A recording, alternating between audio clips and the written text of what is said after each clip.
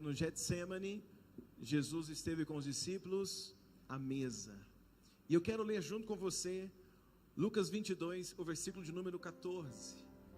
E eu quero ver com você o que se passou ali na mesa da ceia. Lucas 22, o verso 14. Assim que você encontrar, se puder dizer um glória a Deus bem forte no seu lugar. Olha o que diz, verso 14. E chegada a hora, pôs-se o que, gente?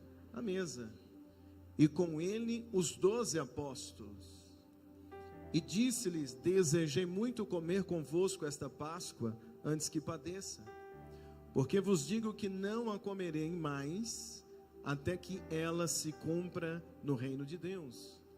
E tomando o cálice, e havendo dado graças, disse: tomai-o, e reparti-o entre vós. Porque vos digo que já não beberei do fruto da vide, até que venha o reino de Deus. E tomando o pão, e havendo dado graças, partiu-o, e deu-lhe dizendo: este é o meu corpo, que por vós é dado, fazei isto em memória de mim. Semelhantemente tomou um cálice depois da ceia, dizendo: este cálice é o novo testamento no meu sangue, que é derramado por vós. Mas eis que a mão do que me trai estará ou está comigo à mesa. E na verdade o Filho do Homem vai segundo o que está determinado, mas ai daquele homem por quem é traído. Verso 23. E começaram a perguntar entre si qual deles seria o que havia de fazer isso. Verso 24. E houve também entre eles contenda sobre qual deles parecia ser o maior. E ele lhes disse: os reis dos gentios dominam sobre eles, e os que têm autoridade sobre eles são chamados benfeitores. Mas não sereis vós assim. Antes o maior entre vós seja o que? O menor. E quem governa como quem serve. Pois qual é maior? Quem está à mesa ou quem serve? Porventura não é quem está à mesa? Eu, porém, entre vós sou como aquele que serve. E vós sois o que tendes permanecido comigo nas minhas tentações. E eu vos destino o reino, como meu Pai destinou a mim, para que comais e bebais a minha mesa no meu reino, e vos assenteis sobre o trono, julgando as 12 tribos de Israel. Jesus começa com eles a mesa, a ceia, a última Páscoa. Há um assunto sobre a mesa e Jesus termina dizendo: olha, permaneçam comigo e vocês estarão comigo assentados à mesa no reino dos céus. Jesus está em uma mesa, prometendo que um dia eles estariam com ele em uma mesa também celestial. Quem entende isso para dizer amém, amados? E eu quero discorrer com você esta manhã. Fecha teus olhos um pouquinho, por favor. Pai, te dou graça esta manhã por tua palavra, por tua presença, e pedimos que o Senhor fale ao coração desta igreja com graça, e que a tua palavra nos alcance esta manhã. Na autoridade do teu nome oramos, hoje e sempre. Quem pode dizer amém? Por gentileza, pode se assentar, deixa a sua Bíblia aberta.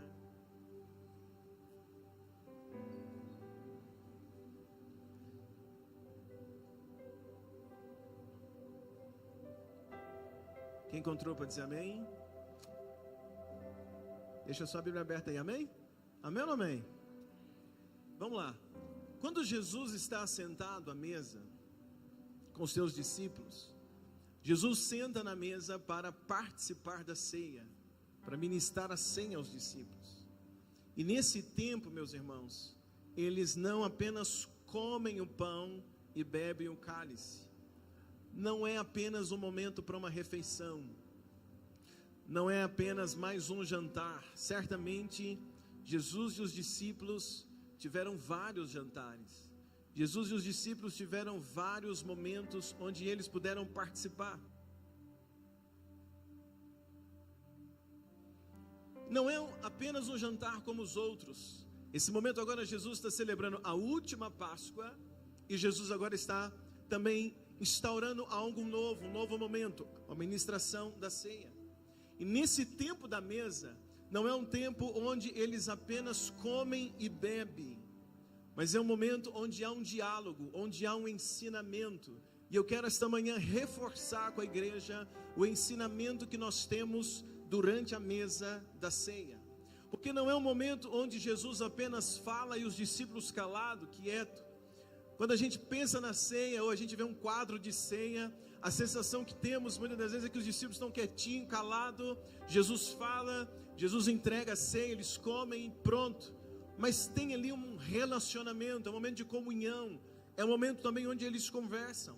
E Lucas, quando escreve para nós sobre esse momento, é o texto que nós acabamos de ler, Lucas vai narrar para nós o assunto que estava no dia da ceia.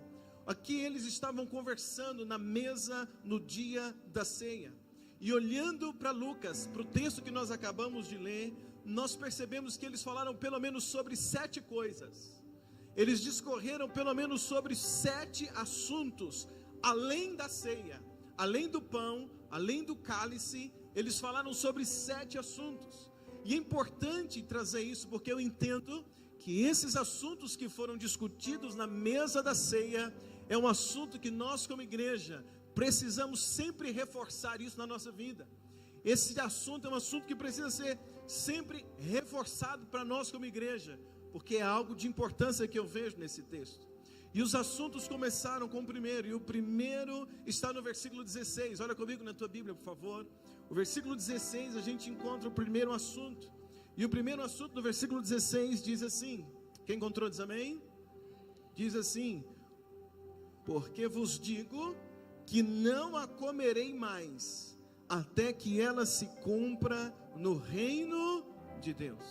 Jesus, ele disse no versículo de número 15, que ele desejou esse momento de estar com os discípulos na mesa, era desejo dele, porque sempre é desejo de Jesus ter relacionamento com a igreja, ter relacionamento com os discípulos, e mesa fala de relacionamento.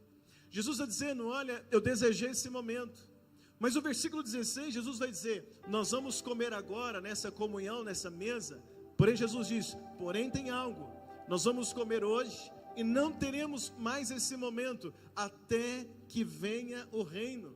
Então o primeiro assunto naquele dia, na mesa da ceia, foi Jesus dizendo aos discípulos, esta é a última vez que nós ceiamos juntos, esta é a última vez que vocês me veem assim, com os olhos naturais, e nós vamos ser sentados assim, é a última vez que vocês podem tocar em mim, sentar comigo à mesa, nessa terra. Jesus está dizendo, olha, não haverá outro momento como esse, a não ser quando vier o reino dos céus. Então Jesus está dizendo para os discípulos, esse é o nosso último banquete de forma presencial, o próximo será no céu. Jesus vai dizer para eles, Jesus vai fazer uma promessa para os discípulos, e esta promessa não é apenas para os 12 apóstolos, esta é uma promessa para a igreja. Então todas as vezes que eu venho participar da ceia, todas as vezes que nós sentamos a participar da ceia, a nossa maior expectativa tem que ser, não apenas comer esse pão daqui a pouquinho, não apenas beber este cálice daqui a pouco, mas a nossa maior expectativa como igreja está na promessa que Jesus fez, está na promessa que Jesus disse para os discípulos. Ele está dizendo, olha, hoje vocês estão ceando aqui comigo nessa terra, mas haverá um banquete no céu, haverá uma ceia no céu. Então a nossa maior expectativa, igreja, é lembrar que se hoje for a última ceia na terra, se hoje for a última vez que eu participo da ceia, não vou ficar triste, não vou ficar preocupado. Se essa for a minha última ceia, e se os meus olhos fecharem nos próximos dias, eu tenho a certeza que há uma ceia me esperando no céu, junto de Jesus. Se você crê, diz um glória a Deus bem forte esta manhã. Esta palavra fala de esperança. Essa palavra fala de esperança, é algo que vai continuar no céu. Nós vamos participar daquele banquete, nós estaremos com Jesus. Você crê comigo para dizer amém? Por isso que ele está dizendo no versículo 16, não vão ter outro momento aqui, até que se cumpra o reino dos céus. Então igreja, se esta é a nossa última ceia da terra, se nós não vamos ceiar mais nessa terra até que se cumpra o reino, Jesus está dizendo para os discípulos: continuem permanecendo firmes, continuem seguindo em frente. Deixa eu ver um amém aqui essa manhã. Jesus está dizendo para eles: fiquem firmes, porque de hoje até o dia que virá o reino dos céus, eu preciso que vocês estejam firmes, eu preciso que vocês estejam constantes, que vocês permaneçam firmes, permaneçam no meu caminho, até que Ele venha nos buscar, até que Jesus venha nos... As notícias que nós vamos assistindo, para gente que conhece a Bíblia, vão apontando para nós cada vez mais que o fim está... Vocês viram as notícias dessa madrugada? Algo inédito aconteceu, Irã atacando Israel. Ontem eu vi uma reportagem, e o repórter dizia assim: ali, todos estão contra eles, todos contra Israel, todos voltados contra a nação Israel. São indícios que vão nos mostrando que o fim está cada vez mais próximo. E o que eu preciso fazer? Ter medo? Sim ou não? Não, não é ter medo. O que nós precisamos fazer é ficarmos firmes. Firmes. Para nós cristãos, essas notícias, claro que é ruim, é triste ver pessoas em desespero, guerra. Claro que a gente não quer isso. Mas para nós precisa ter sempre aquela certeza. À medida que as coisas vão se cumprindo, a palavra vai se cumprindo, mais próximo está a nossa morada do céu. Então a gente precisa pregar o evangelho o mais rápido que nós pudermos, falar de Jesus para o máximo de pessoas que pudermos. Sim ou não, gente? Claro, mas sem o medo, sem o pânico, sem o desespero, sem olhar as notícias e dizer: meu Deus, e agora? Vai acabar? Meu Deus, e agora? O anticristo, a gente viu muita gente falando nesses últimos dias sobre o anticristo, é ele, é aquele outro, tantos rumores. Eu não sei se você acompanhou, mas foi uma semana, uns últimos dias bem badalados sobre isso. Mas essas coisas não podem trazer pânico ao nosso coração, nem medo. Nós temos uma convicção. A gente vai participar da ceia hoje. Vamos continuar firmes até que Jesus venha, até que o nosso dia chegue. Se a morte chegar, a gente fecha o olho dessa terra, mas nós vamos abrir os olhos na presença do nosso Deus. Eu participo, talvez, se hoje foi o último culto de adoração, não tem problema. Quando eu estiver lá, eu vou adorar a Ele para sempre. Se hoje é a última ceia, não tem problema, nós estaremos com Ele assentado à mesa para sempre. Se é a última mensagem que a gente escuta o pastor pregar, não tem problema, nós estaremos com o Supremo Pastor para sempre. Um forte aplauso a Jesus esta manhã.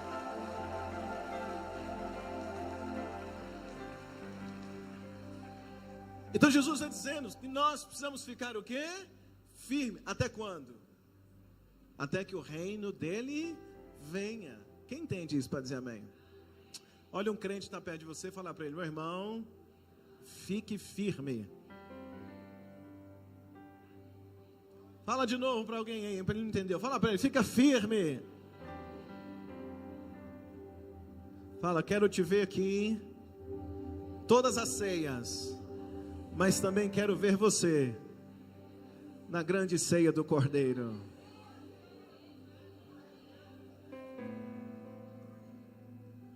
O assunto continuava. Primeiro assunto, Jesus está dizendo, ensinando: nós temos que ficar, me ajuda, temos que ficar firmes. O segundo assunto era sobre, olha o versículo 21, olha comigo por favor. Segundo assunto, versículo 21 diz assim, quem encontrou diz amém. Jesus diz, versículo 21, mas eis que a mão do que me trai está comigo à mesa. O segundo assunto da mesa é sobre quem vai trair, é sobre o traidor. Tem algo interessante que nós precisamos sempre lembrar, irmãos, é que nós sempre vamos enfrentar traição. Quando Jesus vai ao céu e ele diz para os discípulos assim: eu vou ao Pai, mas eu vou rogar ao Pai para que Ele envie o que? O Consolador. Porque Jesus sabia que nesse mundo, uma das coisas que nós mais precisaríamos era de consolo. Sim ou não? Sim. Então por quê? Porque na nossa caminhada, nós muitas das vezes enfrentamos momentos assim de traição. Quem nunca foi traído? E eu não digo só de uma traição conjugal, mas é muito provável que todos nós já fomos traídos algum dia de alguma forma. Por um namorado ou namorado, um noivo, a noiva, o esposo, a esposa, filhos. Quantos filhos traem a confiança do pai e da mãe? Fala que vai para um lugar, vai para o outro. Além de mentir, está traindo a confiança do pai e da mãe, de amigos, colegas, de sócios. Das pessoas foram traídas numa sociedade, patrões, por vendedores. Sim ou não, gente? Acontece na nossa caminhada. E Jesus está falando agora sobre isso. A traição é algo que acontece, infelizmente, na nossa caminhada, que esse assunto foi parar onde? Na mesa da ceia. E a gente pensa, isso é assunto de conversar na hora da ceia? Mas esse assunto foi parar lá na mesa da ceia. Qual é o assunto? Sobre traição. Esse assunto está na mesa da ceia. Jesus diz assim: olha, alguém vai me trair. Quem vai me trair, põe a mão no prato junto comigo. Jesus está dizendo, tem alguém nessa mesa que vai me trair. Tinham 12 discípulos. Jesus está dizendo que um vai trair. Quando Jesus fala isso, aguça a curiosidade dos discípulos. E a Bíblia diz que os discípulos começaram a se perguntar: quem é? É eu? É ele? Quem será? Eles começaram a se perguntar um para o outro: quem é? Quem será o traidor? Um olhava para um lado, o outro olhava para o outro, um tentando descobrir quem era pelo olhar, quem sabe tentando pensar nas últimas coisas que falaram, ou as últimas coisas que fizeram, ou as últimas coisas que ouviram um dos colegas falando ou fazendo. Há uma curiosidade para despertar atenção: quem é o traidor? Mas Jesus vai dizer algo poderoso, porque quando a gente fala sobre traição, logo a gente quer saber quem é o traidor.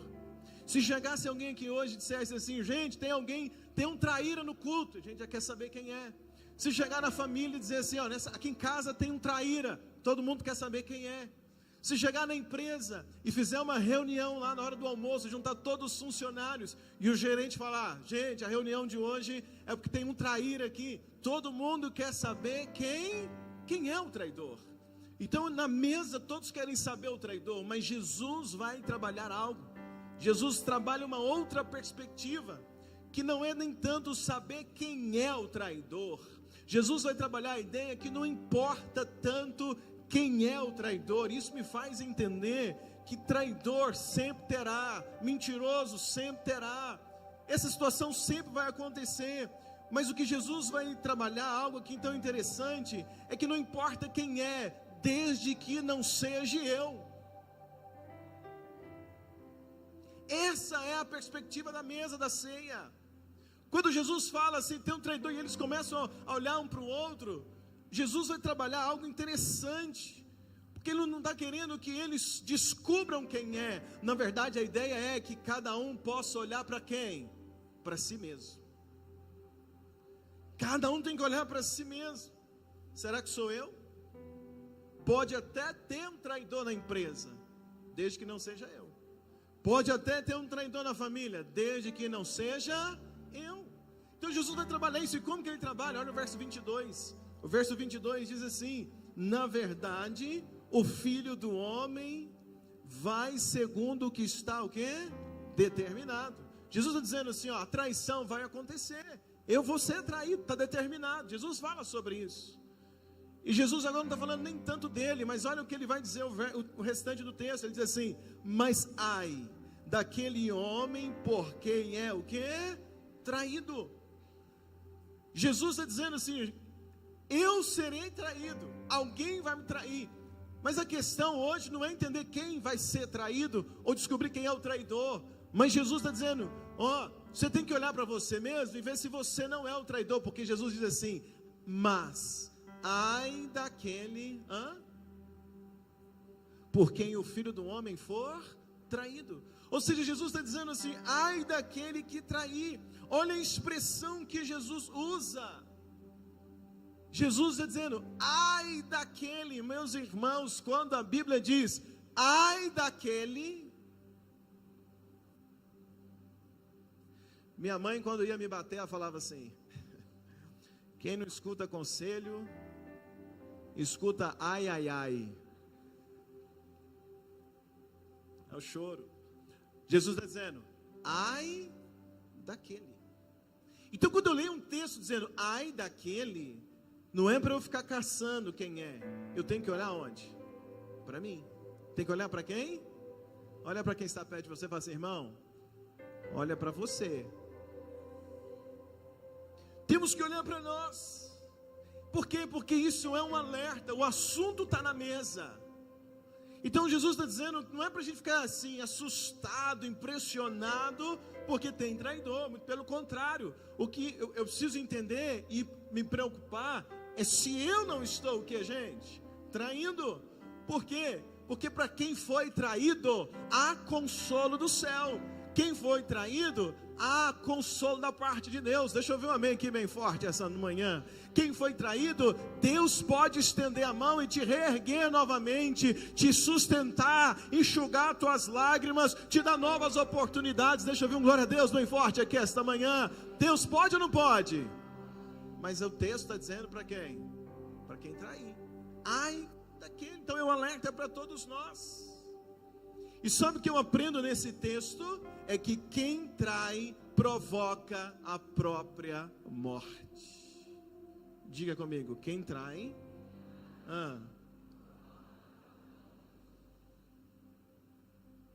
Procura ver a vida de quem traiu para você ver. Às vezes até tem uma falsa aparência. Mas procura para ver. Procura para ver como é que é a vida de remorso. Procura para ver, a maioria desses, a vida é uma vida de fracasso. Quem trai provoca a própria morte. Por que eu sei disso? Porque quem foi o traidor na mesa, gente? Como é que é o nome dele? Me ajuda, como é que é o nome dele? Judas. Quem matou Judas? Quem matou Judas? Quem trai provoca a própria morte. Ele trai. Daí ele trai, ele ganha dinheiro, parece que está sendo vantagem, mas em seguida ele faz o quê? Comete suicídio. Ele mesmo se mata. Então quem trai está provocando a própria morte. Então eu preciso ficar atento com isso. Seja fiel.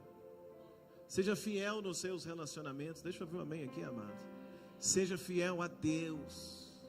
Seja fiel ao seu cônjuge. Deixa eu ver um amém.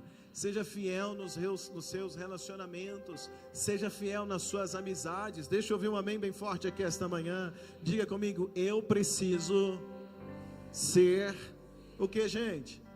Fiel. Terceiro assunto na mesa está no versículo 24. Olha com gentileza. Terceiro assunto na mesa diz assim, verso 24. E houve também entre eles contenda sobre qual deles parecia ser o quê? Ser o maior. Na mesa, no dia da ceia, eles começaram agora, os discípulos, a debater um com o outro. Quem era o mais importante? Quem era o maior? Eles começaram uma discussão sobre isso. Eles estão perguntando quem é o maior. Eu sou maior, eu faço mais, Jesus gosta mais de mim, eu estou mais próximo de Jesus. Jesus chamou, foi eu para oração. Jesus chamou, foi eu primeiro. Não, foi chamado, foi por último. Eles começaram a discutir quem é o maior, quem é o mais importante. E quando Jesus vê essa discussão na ceia, Jesus está percebendo isso na ceia. E por que isso acontece na ceia? Isso me ensina algo que é muito provável que alguma das vezes esse tipo de sentimento pode surgir na igreja, de quem é o mais importante. Quem é mais importante? Quem é mais importante entre nós? Quem é mais importante num culto? Quem é mais importante no hall de membros? Esse tipo de situação pode acontecer e subir no nosso coração. Ou até mesmo ter uma discussão sobre essa, quem sabe, no meio de alguém, no meio de um grupo dentro da igreja. Porque o texto, Lucas escreve dizendo que essa discussão vai acontecer no meio de 12. Eles estão questionando isso. E se eles estão questionando é porque alguém do meio deles se sentia mais importante do que o outro. Alguém no meio deles se sentia maior do que os outros, e por isso eles começaram a discutir. E quando Jesus percebe essa discussão, olha o que diz o texto, versículo de número 27, Jesus percebe isso, e aí o versículo 27 diz assim: pois qual é o maior? Jesus vai dizer para eles: quem está à mesa ou quem serve? Porventura não é quem está à mesa? Eu, porém, entre vós, sou como aquele que serve. Olha que coisa interessante, meus irmãos. Jesus vai explicar sobre isso. O versículo 27, Jesus está dizendo que o maior não é aquele que está sendo servido, mas o maior é aquele que serve. Jesus está trazendo um conceito totalmente diferente do que os discípulos entendiam, e muitas das vezes um conceito diferente até mesmo daquilo que nós entendemos. Jesus está dizendo para eles: olha, o mais importante não é quem está na mesa. No meio popular, o mais importante é quem está sendo servido, é quem sentou na mesa. E o garçom vai servir quem está na mesa. Aquela pessoa, teoricamente, é mais importante, ela vai pagar a conta, ela está ali para ser servida, talvez é um convidado especial, enfim. É um senhor que está na mesa, e muitas das vezes quem está servindo é o funcionário, ou quem está servindo é um escravo naqueles dias. Mas Jesus está dizendo, e Ele está dizendo para repreender aquela discussão. Jesus vai trazer um ensinamento muito importante. Ele está dizendo: olha, talvez na terra o maior é aquele que está sendo servido, mas no meu reino é o contrário, o maior é aquele que serve. Jesus vai dizer: quem quiser ser o maior, seja o menor. Tem alguém para entender e dizer um glória a Deus comigo aqui esta manhã? Jesus está dizendo para eles: vocês me consideram alguém grande, vocês me consideram líder, vocês me consideram espiritualmente grande, então sigam o meu exemplo. E qual é o exemplo de Jesus? Ele disse: eu vim não para ser servido, mas eu vim para servir. Quem está comigo aqui essa manhã? Pode dizer um glória a Deus bem forte. Então Jesus vai ensinar que no meio de nós não pode ter essa discussão, quem é maior ou quem é menor. Mas o que nós precisamos buscar como igreja no reino de Deus é entender que eu posso servir. Olha para alguém que está perto de você e diga para ele assim: meu irmão, você foi chamado para esta igreja não para ser servido.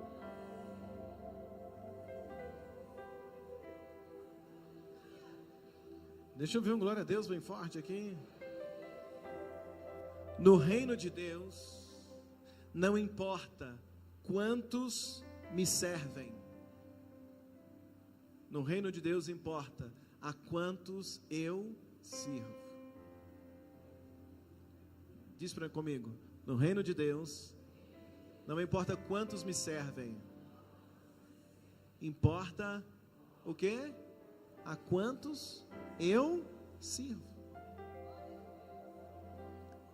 Você tem servido alguém nessa igreja? Tem servido alguém? No seu trabalho tem servido alguém? Sim ou não, gente? Sim ou não, igreja? Na nossa vida você tem servido alguém? Sim ou não? Nós precisamos entender que Jesus nos chamou para servir. Então o assunto no dia da ceia não é que eu tenho que aprender a ser servido. O assunto no dia da ceia não é que eu tenho que, Jesus está ensinando, não é que eu preciso ter uma sensação de grandeza, querer ser o maior. Jesus está ensinando no dia da ceia: quer ser o maior? Então seja o que? O menor. Jesus está ensinando no dia da ceia: nós precisamos aprender a servir. Agora olha comigo o versículo 31 e o versículo 32. Então nós entendemos no dia da ceia que nós precisamos permanecer firmes. que nós não podemos trair e que nós temos que fazer o que, igreja? Servir. Agora olha o verso 31, diz assim: disse também o Senhor a Simão Pedro: eis que Satanás vos pediu para se andar como trigo, mas eu roguei por ti, para que a tua fé não desfaleça. Jesus muda o assunto. Primeiro, Jesus agora trabalhou a questão de servir, e ainda na mesa, ainda não serviu o pão. Está igual nós aqui, o pão e o cálice está na mesa, está na mão, eles ainda não comeram. E Jesus agora está ensinando princípios, por isso que eu estou reforçando isso para nós essa manhã. E agora qual é o ensinamento? Jesus vira para Pedro, e Jesus vai dizer para Pedro, Jesus diz: Pedro, Satanás tentou cirandar você como trigo. O que Jesus está querendo dizer com isso? O que é cirandar? É colocar, ele está dizendo: olha, Satanás quis cirandar você como trigo, mas eu roguei por você. Jesus está usando qual exemplo? De alguém que coloca o trigo na peneira, e quando esse alguém colhe o trigo e põe na peneira, vem junto na colheita o joio. E a Bíblia diz que vai chegar o dia que Jesus vai separar o joio do trigo, porque o joio vai ser jogado fora, queimado, e o trigo não, o trigo vai ser guardado no celeiro. Mas esse exemplo que Jesus está trazendo para Pedro é de alguém que pega o joio junto com o trigo, porque eles crescem juntos. Então ele colhe, põe na peneira, e quando ele põe na peneira, vem junto o joio, vem junto também as sujeiras.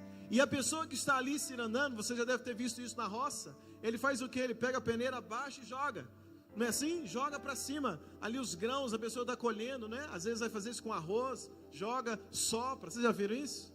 Né? Está separando aquilo que é bom, daquilo que não vai ter utilidade. E Jesus está dizendo: olha, quando Satanás está querendo cirandar você, Pedro, quando Satanás está querendo fazer isso, é como alguém que põe dentro da peneira, e ele põe tudo junto da peneira e joga para cima. Quando joga para cima, o que está dentro da peneira vai ser exposto, vai ser jogado para o alto.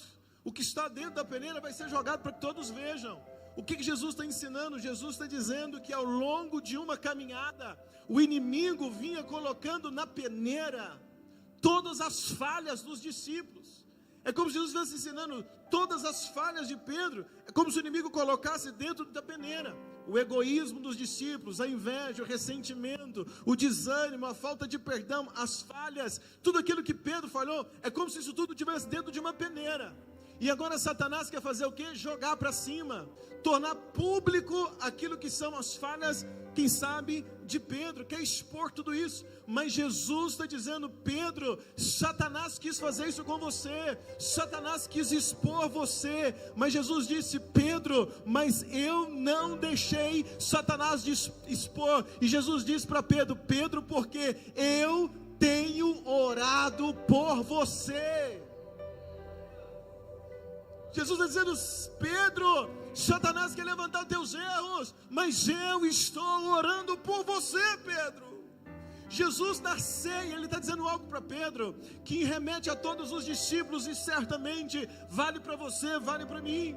Jesus está na ceia lembrando aos seus discípulos e nos lembrando nessa manhã que Satanás, ele fica juntando os teus erros, juntando tuas falhas, juntando tudo isso para tentar te expor, mas ele não vai conseguir, ele não tem conseguido. Sabe por quê? Porque Jesus é o seu maior intercessor.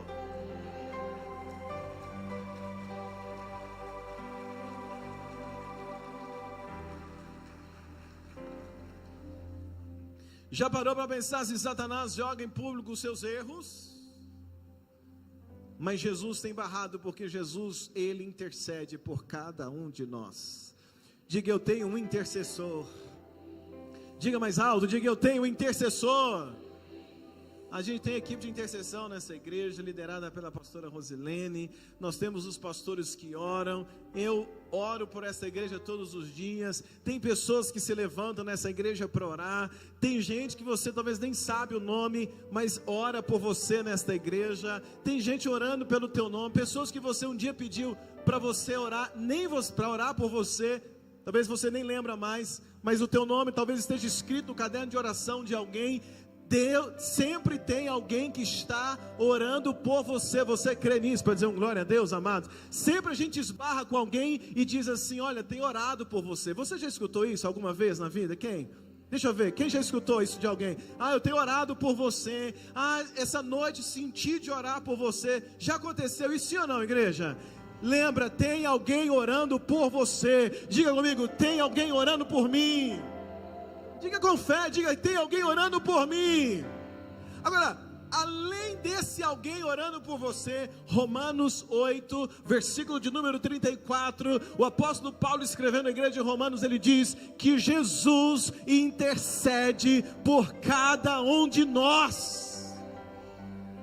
Por isso que Jesus está dizendo: Pedro, Satanás quer acabar com você, mas eu não deixo, eu estou orando por você. Cutuca quem está perto de você e diga para ele: o inimigo quer te destruir. Diga para ele: mas fica tranquilo, Jesus não vai deixar. Diga para ele: Jesus tem orado por você. Será que vale um glória a Deus bem forte esta manhã? Um forte aplauso a Jesus esta manhã.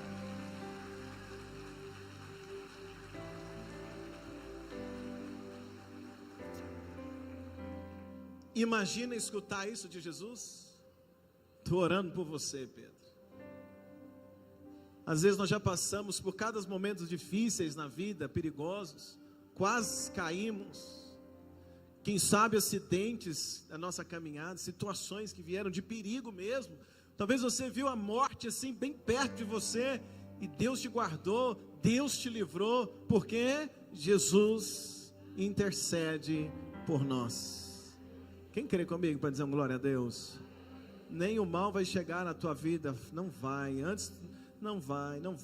Eu sei que uma hora ou outra, no dia exato, nós temos que ter uma desculpa, né? A morte, ela é uma desculpa para a gente encontrar com o Senhor, mas antes do dia determinado, nenhum mal vai chegar sobre a tua vida, o inimigo não vai destruir você, você vai ficar firme na presença de Deus, porque você tem alguém que intercede por você. Deixa eu ver um amém. O dia que te der aquela vontade de desistir, o dia que te der aquela vontade de sair da igreja, o dia que te der aquela vontade de chutar o balde, o dia que te der aquela vontade de desistir de tudo dessa vida, lembra, eu não vou desistir, eu vou vencer, porque tem alguém que intercede por mim. O dia que você levantar desanimado, vai no espelho e diga para você mesmo: olha, hoje você está desanimado, mas eu vou vencer, eu vou sair para o trabalho, eu vou para a luta, porque tem alguém lá no céu intercedendo por mim.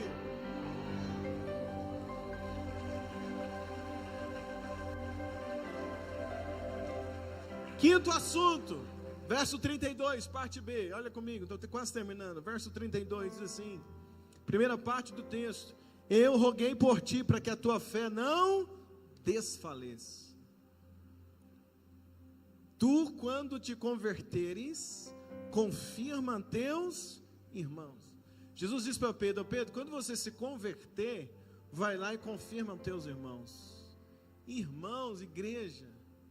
Jesus falou para Pedro o quê? Imagina. Eu estou na igreja desde 10 anos de idade. Foi quando eu entreguei minha vida para Jesus. Com 43, imagina alguém falar para mim assim: pastor, o dia que você se converter, vai lá. Como assim? Pedro está caminhando com Jesus 3 anos. Aí Jesus fala para ele: o dia que você converter, vai lá e faz o quê? E fortalece teus irmãos. E Jesus está falando isso para Pedro que dia? No dia da ceia. Imagina se você chega hoje para pegar a ceia, aí o diácono fala com você: seu irmão, está aqui, o dia que você converter, ia dar briga lá fora.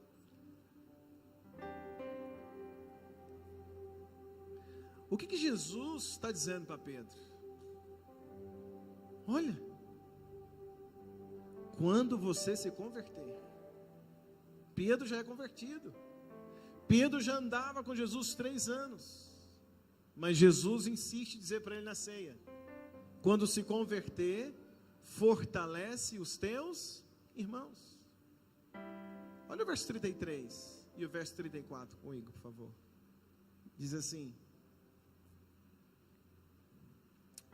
E ele lhe disse: Senhor, estou pronto para ir contigo até a prisão e a... É a resposta que você daria? Eu acho que sim. E você? Sim ou não? Se Jesus falar assim: ô Túlio, na hora que você converter, talvez o Túlio diga: que isso, Senhor? Estou pronto, vou contigo até a morte. Eu talvez teria a mesma reação de Pedro. Pedro falou: eu converter, Senhor? Eu já estou, me ajuda, eu já estou pronto. Sou membro lá da Batista Vida. Entra lá no Instagram, lá dos stories, você vai ver eu chegando, entrando.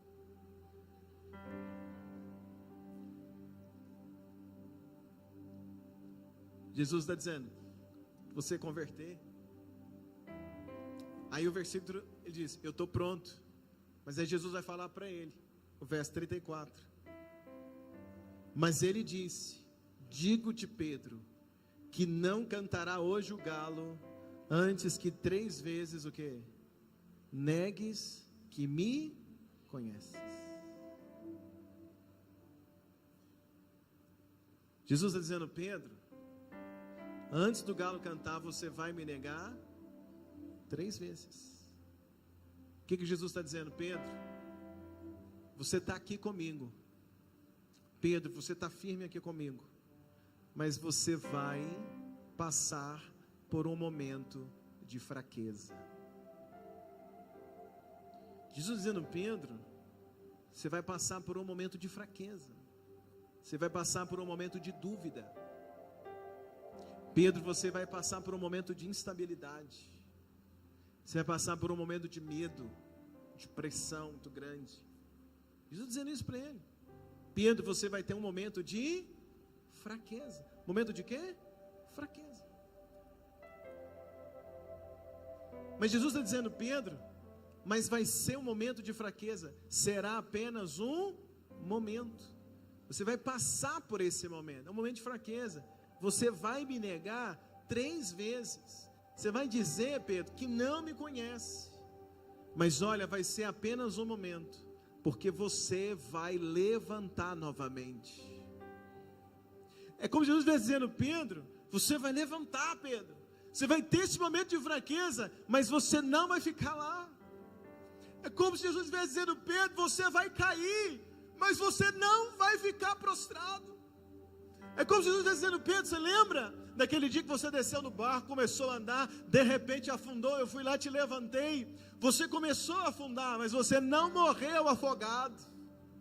Você começou a afundar, mas não permaneceu afundado. Eu te trouxe de volta, Pedro. Pedro, vai ter um momento da tua vida sim, de fraqueza. Você vai me negar 3 vezes, mas olha, Pedro, esse momento vai passar. Eu não vou te deixar nesse momento de fraqueza. Eu vou te trazer de volta. Você vai levantar de volta. Por isso eu estou te dizendo: quando você se converter de novo, volta e fortalece os teus irmãos. Jesus está dizendo para ele: hoje eu sei que você está bem, mas Pedro, antes do galo cantar, vai ter esse momento, mas você não vai ficar lá. Você é meu, Pedro. Ainda que você se perca por um momento, você sempre vai voltar para mim. Então, Pedro, quando você voltar, fortalece os teus irmãos. Qual é o assunto que Jesus está tratando na mesa? Jesus está dizendo uma coisa: olha, ainda que você tenha caído no decorrer da caminhada, a ceia sempre é uma oportunidade para a gente se converter de novo. Talvez na última ceia até hoje cometemos falhas. Talvez na última ceia até hoje a gente caiu, a gente escorregou. Talvez na última ceia até hoje a gente negou Jesus com as nossas atitudes, enfim, alguma coisa assim. Talvez falhamos, tivemos um momento de fraqueza, talvez tivemos um momento de raiva, um momento de ira, vontade de torcer o pescoço de vontade de fazer algo errado. Talvez você passou por isso, talvez você xingou alguém sem perceber no trânsito, sei lá. Talvez você teve uma atitude que causou até mesmo um escândalo, mas eu quero te dizer algo essa noite, essa manhã, o que eu aprendo com Jesus dizendo para Pedro. Ele está dizendo: Pedro, você vai se converter de novo. novo, e quando você se converter, você vai fortalecer outros. O que é isso? É porque se um dia eu cair, Ele me levanta de novo. Para quê?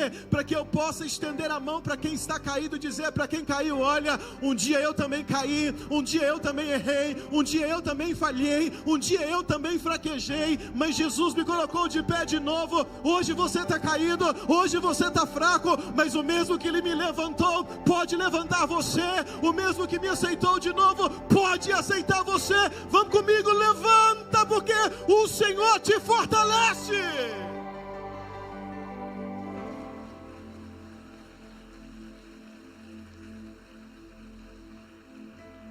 O assunto naquele dia é: caiu?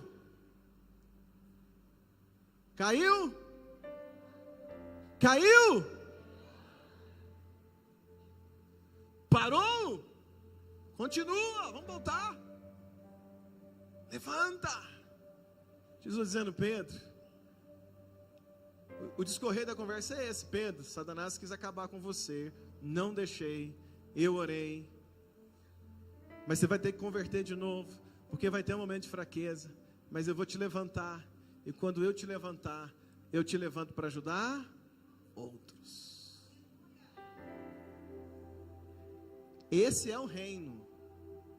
Quando alguém cai e levanta, o problema é que a gente olha para aquele que caiu e levantou como um mau exemplo, alguém leviano, relaxado, que não leva as coisas a sério. Ah, não conversa com fulano não, porque você já caiu, agora voltou, vamos ver, né? Vamos ver, né? Não, o que eu aprendo nesse texto é que se alguém caiu e levantou de novo, esse alguém que levantou de novo, que se converteu de novo, ele está apto para ajudar alguém que hoje está caído e pensa que Jesus não vai levantá-lo novamente. Porque se Jesus me levantou, Ele pode levantar o meu próximo. Diga amigo, se Jesus me levantou, Ele pode levantar o próximo. Quem está comigo para dizer amém? Sexto assunto da mesa, estou terminando. Versículo 35. E esse é muito forte, olha o verso 35. Disse-lhes: quando vos mandei sem bolsa, alforjes ou sandálias, faltou-vos porventura alguma coisa? E eles responderam: me ajuda. E eles responderam: antes da ceia, Jesus fez uma pergunta para os discípulos, e Jesus falou para eles: quando eu mandei vocês irem e não levarem bolsa, alforjes, sandálias, nada, irem pela fé, confiar em mim, Jesus pergunta para eles: faltou alguma coisa para vocês?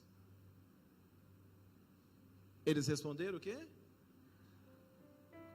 O que a gente tem que parar para pensar no dia da ceia? Desde que você passou a caminhar pela fé, te faltou alguma coisa?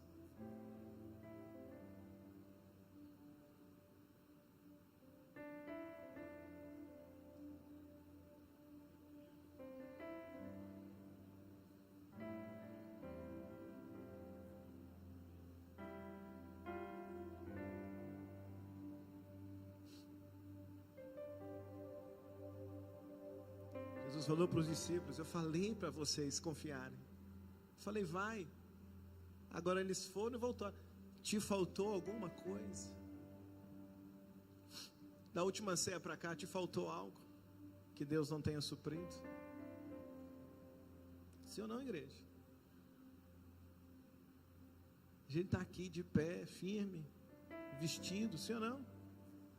Olha o que ele está dizendo: te faltou algo. Por quê? Porque Ele é um Deus que supre as nossas necessidades. Te faltou paz para dormir no meio da guerra, sabendo que Ele estava com você? Entende, irmãos? Sim ou não, igreja? Jesus está perguntando para os discípulos, antes da ceia. Por quê? Porque antes de ceiar, eu tenho que trazer isso à mente, eu tenho que lembrar. Eu não vou só tomar um tiquinho de suco e um pãozinho. Até porque é tão pouquinho, a gente podia ter comprado um maior, tomado café em casa, pão com suco, sim ou não? Não é isso. É eu lembrar essas verdades. Não tem me faltado O Senhor é o meu.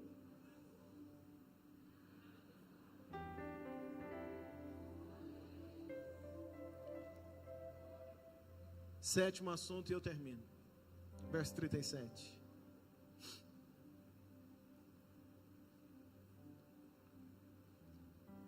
Porquanto vos digo, que ainda importa que em mim se cumpra aquilo que está escrito, e com os malfeitores fui contado, porque o que está escrito de mim terá o quê?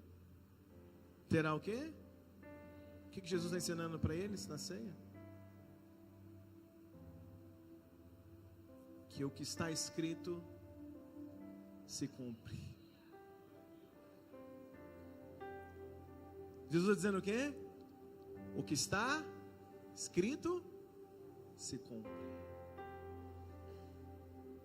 Jesus está falando, na minha vida vai cumprir o que está escrito. Jesus está falando da cruz, mas a cruz não é derrota, a cruz é vitória. Sim ou não, igreja? Porque na cruz Jesus pagou o preço por todos nós. Na cruz Ele pagou o preço dos nossos pecados. Então a cruz não é derrota, a cruz é vitória. Então eu preciso que você entenda nesta manhã, para a gente orar, qual foi o último assunto da ceia? O último assunto da ceia foi: o que está escrito se cumpre na vida de quem crê. Amém ou não amém, igreja? Então Jesus está dizendo, está escrito, vai cumprir. E o que está escrito? Isaías 64, verso 4.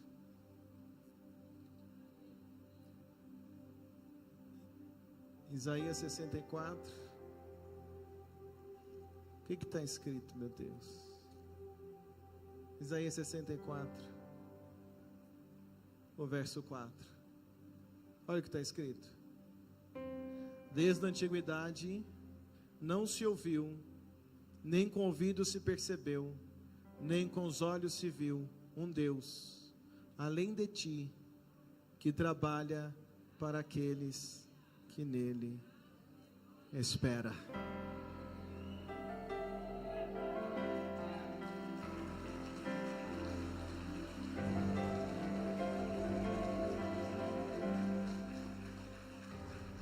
O último assunto para comer o pão e beber o cálice é entender que talvez você está até passando um momento de aflição, mas a gente entra para ser entendendo, eu estou esperando no meu Deus, eu vou participar da ceia, eu confio nele, eu espero, porque o Deus que eu sirvo trabalha ao favor daqueles que nele esperam. Jó disse, eu sei que o meu Redentor vive, e que por fim ele se levantará por sobre a terra. Então eu chego no último assunto, para comer o pão e beber o cálice, com essa convicção no meu coração, eu posso aguardar em Deus. Ele trabalha ao favor daqueles que nele esperam. Eu sei que você tem esperado em Deus. Quantos têm esperado em Deus aqui essa manhã? Quais foram os assuntos da ceia? Haverá uma ceia no céu, então a gente permanece firme até lá. Qual é o assunto da ceia? Não seja o traidor. Qual é o assunto? Maior é aquele que serve. Jesus intercede por nós, nada nos faltou. Se caiu, levanta. O que está escrito se cumpre. E o que está escrito? Que Ele trabalha ao favor daqueles que nele esperam. É com essa fé que eu quero convidar você para participar da ceia essa manhã. Fica de pé no teu lugar.